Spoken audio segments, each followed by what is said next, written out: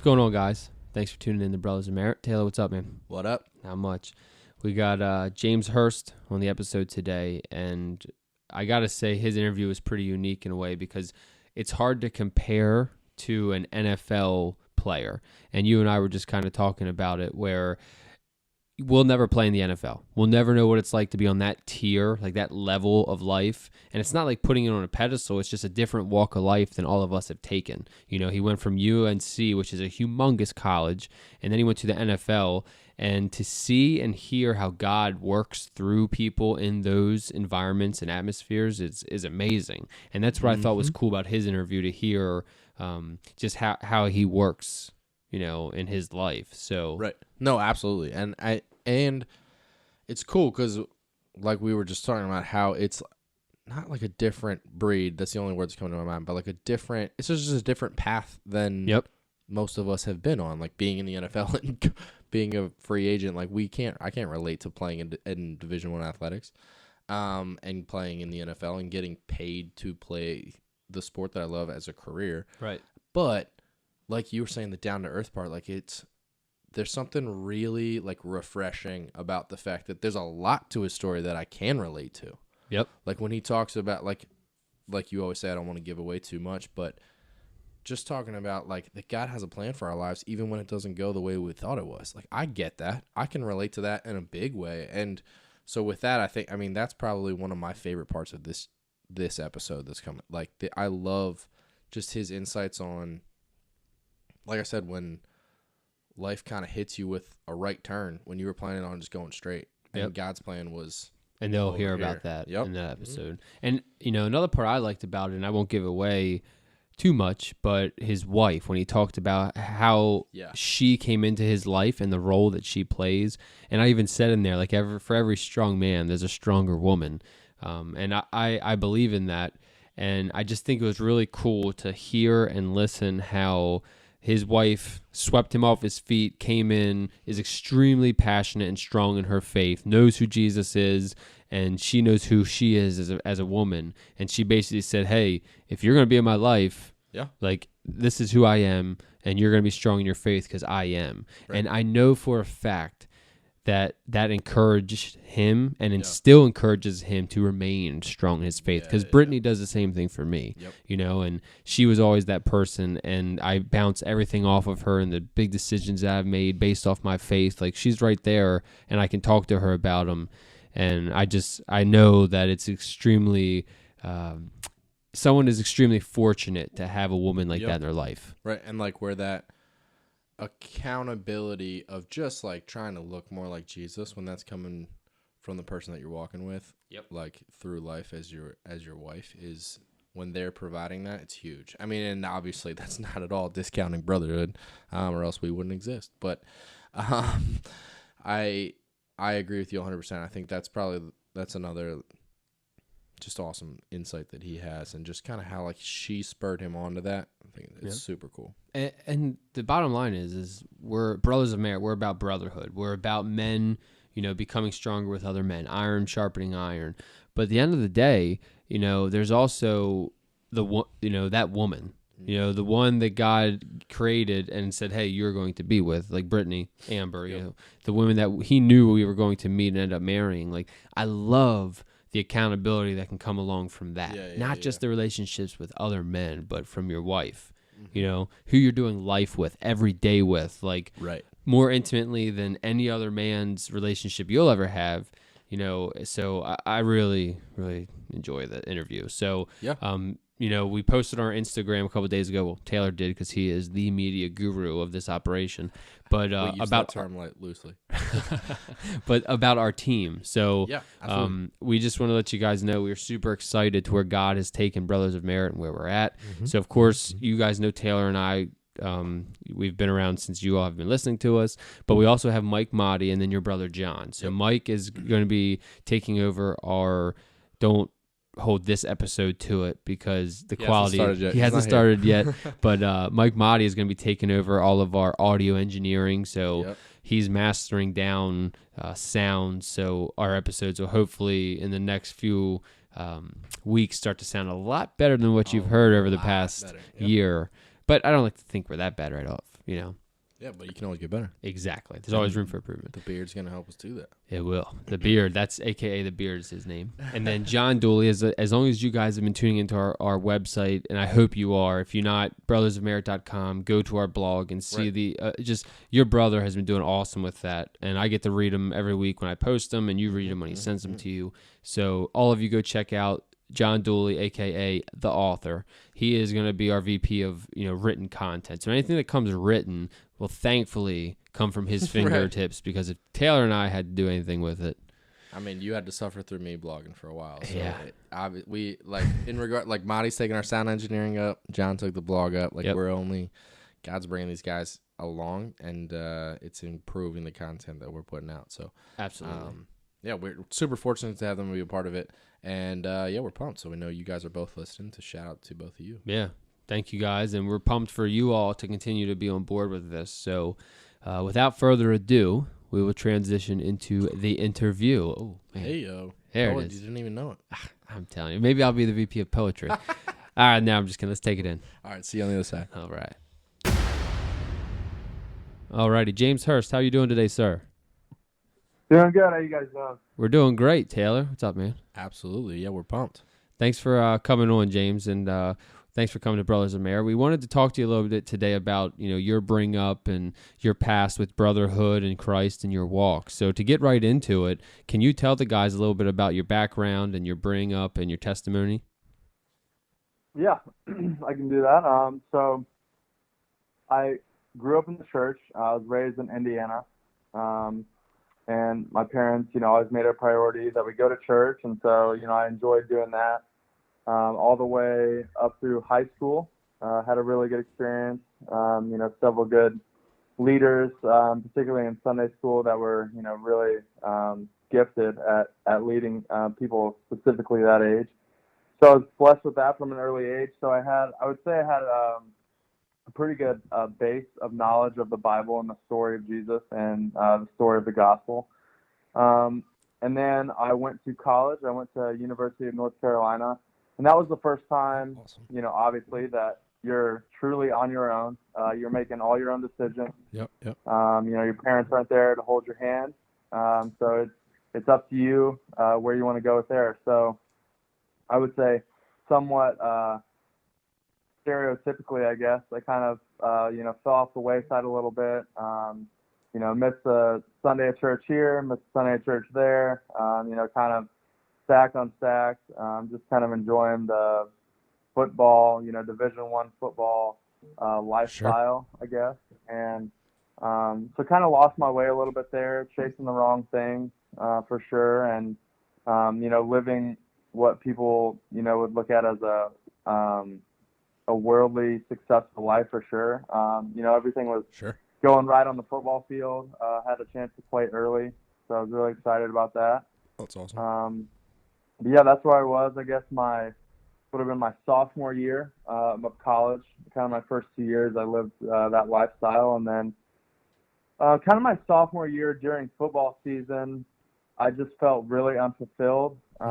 Even though all of these goals and dreams that I grew up with were being accomplished, I felt something was definitely missing. When you look on paper at some of the things I've done, some people would be like, oh man, that's awesome, unbelievable, just so lucky to have those experiences, and you should be so happy and ecstatic all the time. And I just wasn't. And so I guess kind of falling back on how I was raised, I prayed to God one night, and this is like a great, just a great love story that my wife is totally in love with, and obviously we're married, so she's a pretty big fan of the story. I love it.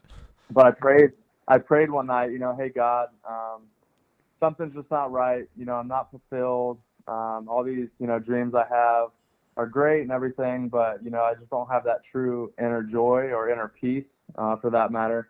So, could you please just show me something, show me what I'm missing? And he answered that prayer in the most obvious form for a sophomore in college, and that was by introducing me to a beautiful girl who was my wife. I love that. That's awesome. So I met her. Amanda is her name, and she was a freshman at the time. And we just got to know each other really well, and through that, we would have phone conversations, and she would. I guess I should start by saying she had a very, very strong background in her faith. Her parents raised her in the church, and she pursued that, on her own in college, and that was a huge priority for her in the dating world in particular. So we would have conversations just about, where my faith was and where her faith was and how those aligned. And, she told me up front, hey, I just want you to know I'm not going to date you unless, I know that you're a Christian and I know that you're pursuing God on your own. Wow. Yeah. So she really, she put it to me, which obviously super grateful for. That's a great role model for, 100%. Dating in college, and super proud of her for that because I know it was probably really difficult. Right. But she did that, and she asked me on the phone one night, have you heard the gospel? And I said yes. And she said, well, what is it? Kind of, testing me a little bit. And in that moment, I guess it's when I realized that I knew what the gospel was, but I couldn't explain that to somebody. And because of that, I knew that there was a huge area of, I guess, commitment and improvement that, needed to happen for me to have my faith where it needed to be. And so, we started dating shortly after that and got hooked up with a guy at a church who discipled me. And, through those two, Amanda and Grant is his name, they definitely helped guide me and, answered questions I had and led me through the Bible. And we're just really there, every step of the way, helping me grow in my faith. I love that. That's all. That's awesome. And James, I really love the part you mentioned of how strong your wife's faith was and how it really brought you in, and that her question to you was one of the things that made you hang around. Like, what is the gospel? And that, I think that's amazing because for every strong man, there's a strong woman. It's a common saying. No doubt. And that completely paints the picture of exactly what you just said.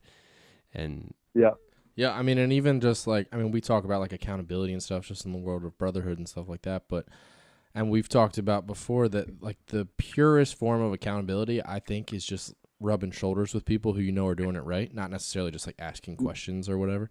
And so the fact that, and obviously, we can get into that. I mean, I know you've had one of the most physical examples of that by, playing football and being in a locker room and brotherhood and rubbing shoulders that way. But then also just from a spiritual perspective, having your girlfriend at the time, now your wife, be someone who's just you're just rubbing shoulders with, and this girl's not going to let me just get halfway there and just say oh, Jesus is, part of my life or whatever. But no, what's the gospel and what is it doing in your life? I love it. That's awesome. Yeah, it was really, really awesome and really courageous by her, but also just, set an example for me of, how important this is. This is life and death, at the end of the day. So that's how you should treat it. Absolutely. And since we're on the topic of your wife, James, I wanted to, there was an article I read about you on the internet, and the Ravens did an interview with you, 10 questions of you. And one of the questions was related to your wife and a coffee shop in Portland. Her friends have a coffee shop, and you said that's one of your goals. And I love that. And because we sit here in Brothers of Merit, we love brotherhood, and we think just sitting down, having a coffee and talking about Jesus and how we can, further our walks with him and, mirror him every day is one of the best things you can do. So could you hit on that and just tell us a little bit about that section of the interview, and just do you really think that that's something one day post NFL that you would like to do, and how you could minister to people and things like that? Yeah, that's a huge dream of mine, and my wife's for that matter. But long story short, one of her best friends was a barista in the Portland area, Portland, Oregon, and we've spent several summers there And obviously the coffee culture, you know, in the Pacific Northwest is top of the line. So we've had a lot of experiences out there, and through that just kind of fell in love with coffee and, you know, the millions of ways you can serve it and roast it and all the above. But about the shop itself, currently in the process of applying to get my MBA online in the off season. So I'm in that process, and obviously that would be great to, you know, increase my knowledge of the business side of running a coffee shop. But the personal side of running a coffee shop, there's two sets of relationships I think that can be, you know, very, very impactful. The first one is with the farmers themselves. There's kind of a bad stigma, I guess, that's kind of on its way out, which is great, of the coffee bean buyers taking advantage of the farmers. And so establishing those relationships there with farmers and knowing that you're going to pay a fair price for their product, but also in the midst of that, just, you know, loving them and being a friend to them as not just a business associate, but being a friend to those people, whoever and wherever they may be, could be a really good way to witness with somebody and to, you know, establish lifelong connections, and for them to, you know, I guess, transfer, you know, what they've learned and how they've been treated down the line. But then also in the coffee shop itself, obviously, you know, you're running through, you know, hopefully a lot of people every day, and you know, talking and shaking hands and seeing regular people in there. And you hit it on the head when you were talking about it earlier, but it's just a great place to meet with people, to talk, to be relaxed, and, you know, one, to just, you know, say hey and treat people with kindness and show them love and how you serve them in your coffee shop. But two, to be able to actually sit down on the other side of the bar and to have conversations with people. And, you know, obviously coffee is a really relaxing and comforting thing for a lot of people. And so that's just kind of puts you in a state of vulnerability. And, you know, that's an exciting possibility to have gospel conversations with people, to grow in their faith, or to introduce people to the faith, you know, all of the above. So it's a dream I have, and, you know, there could be a lot of great things that could come out of that. That's awesome. For work, I travel to Portland, Oregon all the time, so I'm well aware of that coffee culture, and so we're all in. We'll give you that first $1 when you sign up. Absolutely. I love it. Awesome. I appreciate it. That's awesome. But so, obviously, now you play in the NFL. You play for the Baltimore Ravens, and this is going to release on Sunday for when we're recording. Time travel for anybody listening. Of when you guys are playing the Patriots. So there's, I'm sure, lots of people, at least locally and just national, you know, that are going to care about that. So you went from UNC, and then you were an undrafted free agent 5 years ago. Is that right? This is my 6th season. Okay. So I guess 6, yeah. Something like that.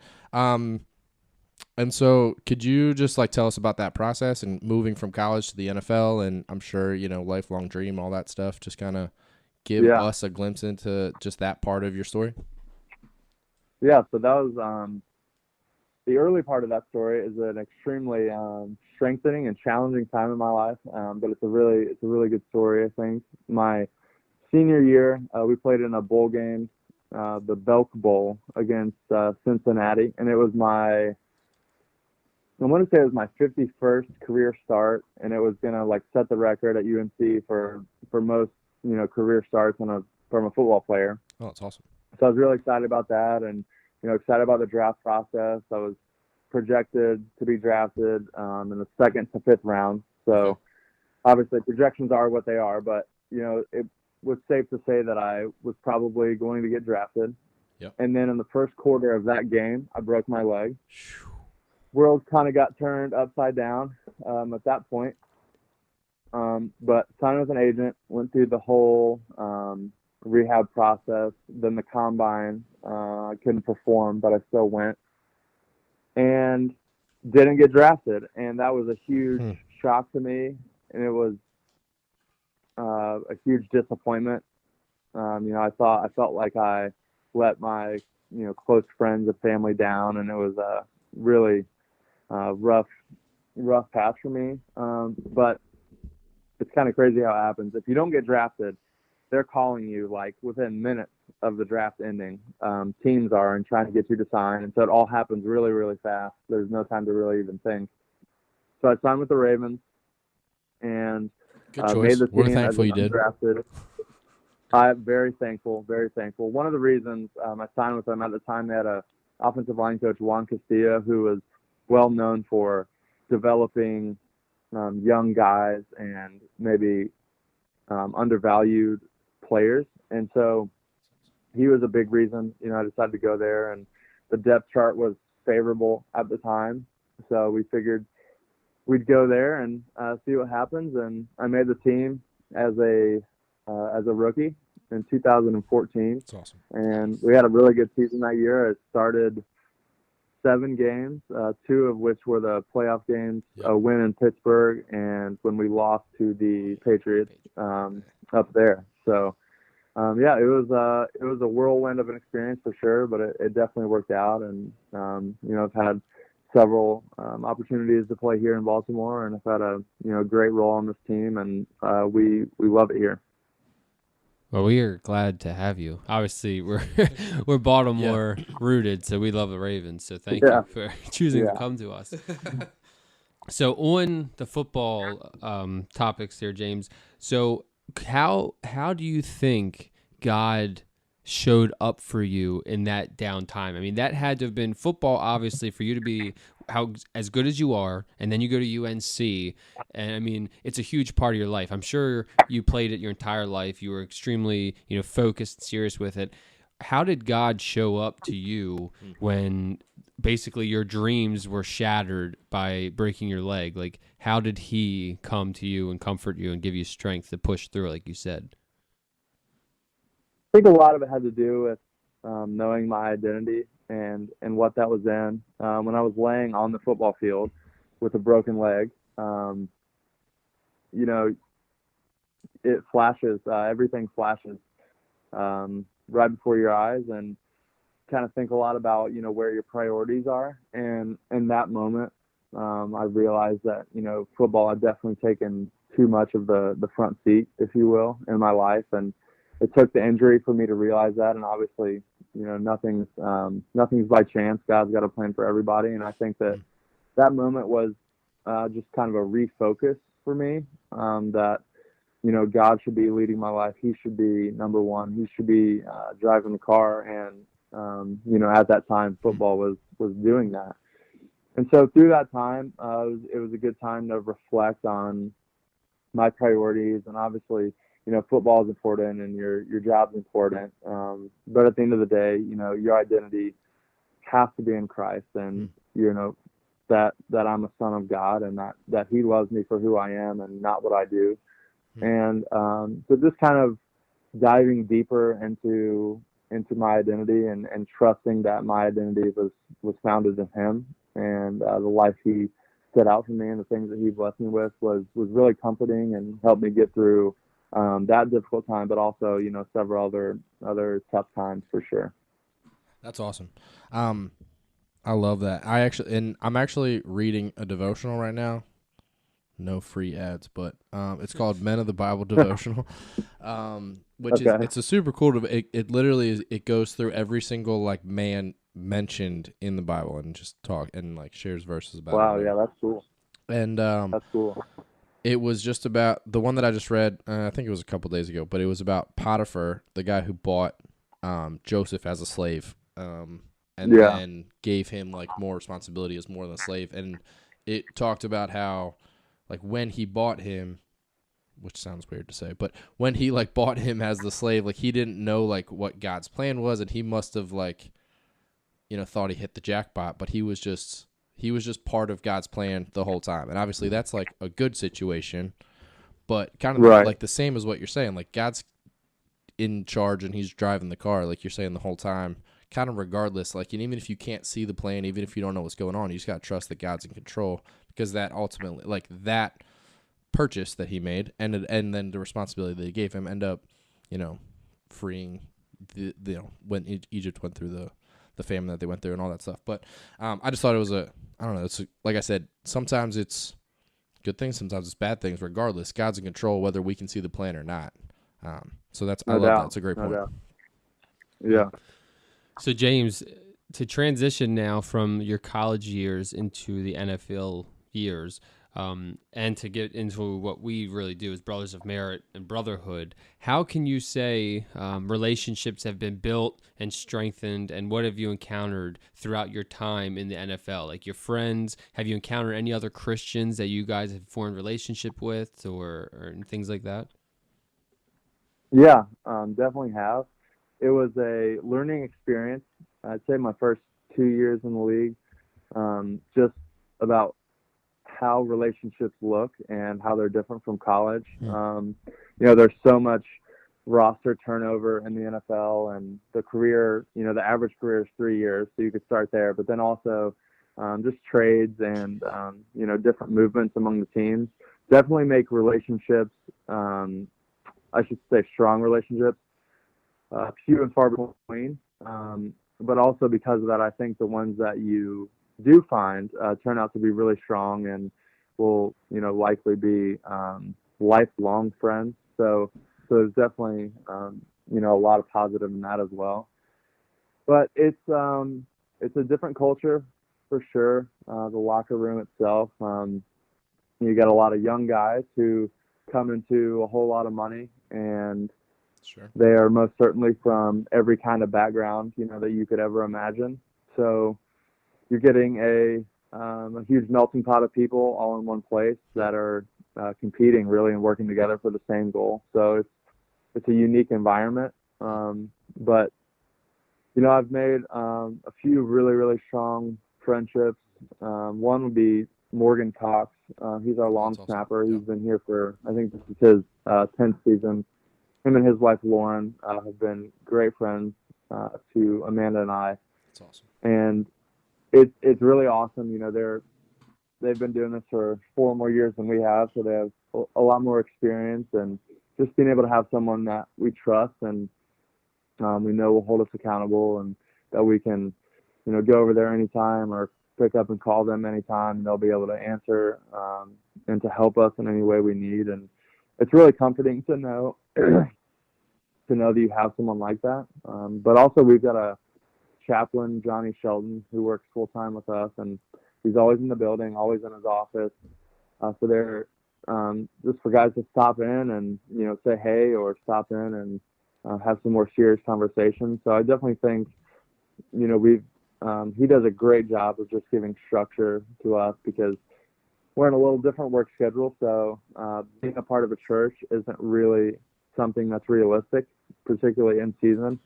So you've got to find ways to set that, I guess, sort of routine in your life where you can consistently be, reading the word and prayer and talking with other guys on the team. So he's done a great job, and we're really, really grateful to have him. That's really cool. And it's like you're reading my mind. My next question, and we're going to wrap up here shortly, but my next question is how is your relationship with the team chaplain? Because up until, honestly, about 6 months ago, I was unaware that each team had a team chaplain. So that was news to me, and I think that's amazing. I think it's a really cool role for NFL teams and sports teams in general to have. So I was going to ask you how your relationship was with your chaplain and how much he is actually utilized, not just from you, but the rest of your team. I think he's really well utilized. He obviously, does a chapel service on the morning of the game, which, a lot of guys attend that. But also just those personal conversations that I mentioned. He does a really good job of privacy and, just letting guys know that, hey, he's here to help. He wants to be a part of our lives in the best way, and he wants to either, lead us to God, but also just encourage us about the things that God has promised us. And he's done a great job of just strengthening, relationships with him and other players, but also between the players themselves. That's awesome. So last question here as we wrap up. We always ask our guests about just their advice on brotherhood in general. And so, like we said, you've seen that in locker rooms, but I'm sure, like you mentioned, guys in your youth group and people that you've been with, just guys I'm sure just Morgan Cox, people that you've just rubbed shoulders with. So we just wanted to ask you, like, just in general or whatever you have, just what is your advice on brotherhood that you want to leave our listeners with? Just like how it's impacted you and just anything you have for them. Yeah, I think, in my sport in particular, it's a pretty common thing to have a strong sense of brotherhood and camaraderie between guys on the team. You're spending so much time with them around the building on the weekends, seeing them in the off season. So you're able to build those strong relationships. But also it's about, being intentional about your relationships and guys that are pursuing the same things as you. I think it's important to pursue their relationships and spend more time with them, more quality time with them, find time to pray with them, praying for them, and just having real conversations. It's easy to get caught up in, small talk or, hey, what's going on? What'd you do this weekend? So on and so forth. But those things, they're great. They don't necessarily accomplish anything. So I think just finding time to be with guys like you that are pursuing God, that can hold you accountable. Whether that's small groups. Like my wife and I actually host a couples Bible study, and that's awesome. Great place. Every week where we can come in and feel secure, but also be vulnerable and talk about life and about really important issues and how we're dealing with them and, what the Bible says about those issues. So I think just being intentional about your time and pursuing relationships, where people are also pursuing God and also pursuing groups where you can get in and talk with multiple people and just visit with them and get closer to them. That's amazing. Yeah, that's awesome. Cool, James. Well, hey, I know we want to let you run, and we can't say enough how appreciative we are of your time. Absolutely. We know it's valuable. So thanks a lot for coming on to our show. Thanks for giving some nuggets for the guys to take away, and girls, because some women listen to our podcast. We think they spy on their husbands to, hear what they're trying to hear what's going on. But thank you very much, and thanks for tuning into Brothers of Merit. Yeah, absolutely. Thanks, you guys so much. Good luck this weekend. It was a great time. Yeah, go Ravens. Thank you. Beat them Pats. Can't stand them anyway. No doubt. All right, so there you have it, guys. There's our interview with James Hurst, one of the offensive linemen from the Baltimore Ravens. As you heard at the beginning, we thoroughly enjoyed the interview with him, and we thought it was a really good one. So I hope you guys got some good takeaways from it and got the kind of look in from upper view of what it's like to be. I know we'll never be able to fully say, I know what it's like to be in the NFL. Sure. But to see how God can work in somebody who is in the NFL and to see what he went through when he broke his leg at you. And I mean, you guys heard he was on his 51st start. He was about to break a record, and in the game first quarter he breaks his leg, and that shatters, pun intended, it shatters everything, what he was viewing as his career in the NFL, like what he thought. But God had different plans. He healed, turned back around, went back as a free agent on his own, made the team, and now look at him. He's 6 years into an amazing organization, the Baltimore Ravens, which is still just beat the Patriots this past weekend. If that's not true, then forget I just said that. Yeah. But yeah. So Taylor, what were your views on it? No, I love it, and I think that his take on like just what it's like to have brotherhood inside of an NFL locker room and like how you have to be intentional, and that really struck with me. Because like we say all the time that take brotherhood beyond just like small talk, like how was the game this weekend? Right. What are you doing this weekend? Just small talk, whatever. But like that, like just the way he worded it for whatever reason, like really struck with me. Like, man, like that's, like those are the conversations that I have with people at work. Absolutely. Like, oh, you got anything fun going on this weekend or whatever? Like, and like while I don't necessarily like share, being a Christian with the people that I work with, like even just like that, like I could take it further than, you know what I mean? Like than just regular small talk. And like when he talked about like the intentionality of like going beyond that, and I don't know, like that really struck a chord, like convicting wise with me. Like there's people that I'm thinking about, like, man, I need to like ask how they're doing beyond, you know what I mean? Beyond just like what's going on this weekend. Right. Which is, I mean, what we preach week in and week out. So absolutely. So cool, guys. Well, thanks for tuning in as usual. We haven't asked in a while, so if you guys are liking what you're hearing, go ahead and hit that fifth star on iTunes.